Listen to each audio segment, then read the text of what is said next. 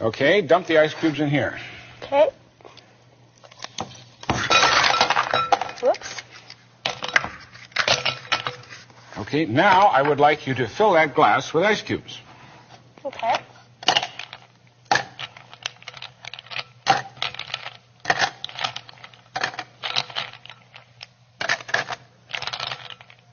Certainly full, right? Yeah. In fact, sticking over the top. Okay, next, I would like you to take these 2 glasses over to the sink and fill them both almost full of water. Then bring it back, okay?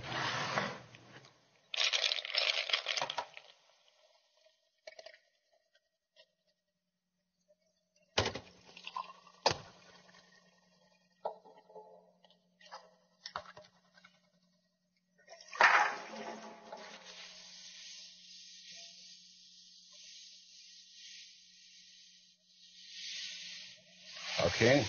Now you notice I'm wiping off the table so there's not a drop of water on it. Okay. And I will wipe off this plate so there's not a drop of water on it. Why?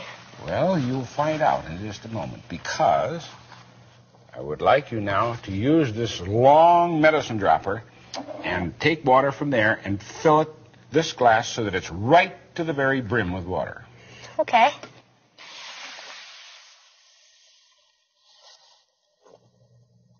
Don't let it overflow, but get it right to the very top. Aha! That's it.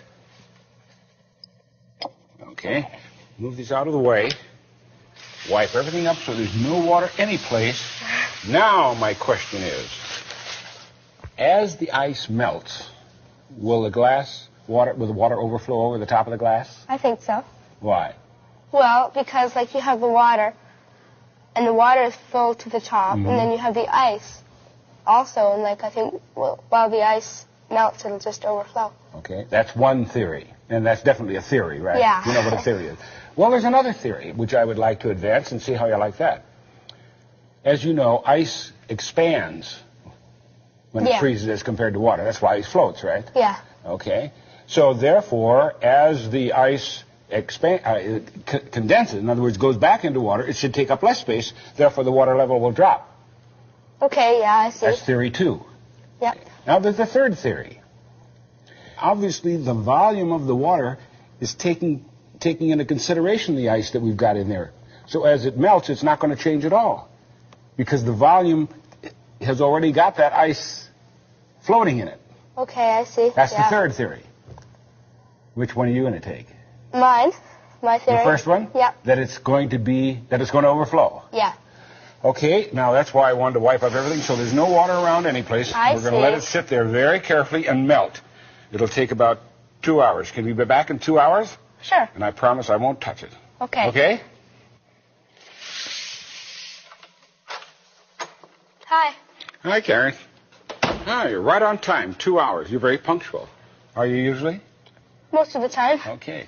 There's the glass that had the ice in it. Don't touch the counter now. It didn't melt. And your theory was that it was going to melt and flow over the top, right? Yeah. And why was that? Well, the ice, it was floating above the top of the glass, so I thought it would melt. Okay. That was one theory. That was no good. Now, the second theory was that the ice expanded as it would change from water to ice, therefore took up less space, so that as it melted, it would take up less space, so the water level ought to drop. Yeah. Did it? No. So the third theory, you remember now I told you that as you added water to the ice and you got it all to float, the level of the water took into effect the mass of the ice. Yeah. And therefore, as it melted, that water level is going to stay exactly the same. And that's what happened. Yeah.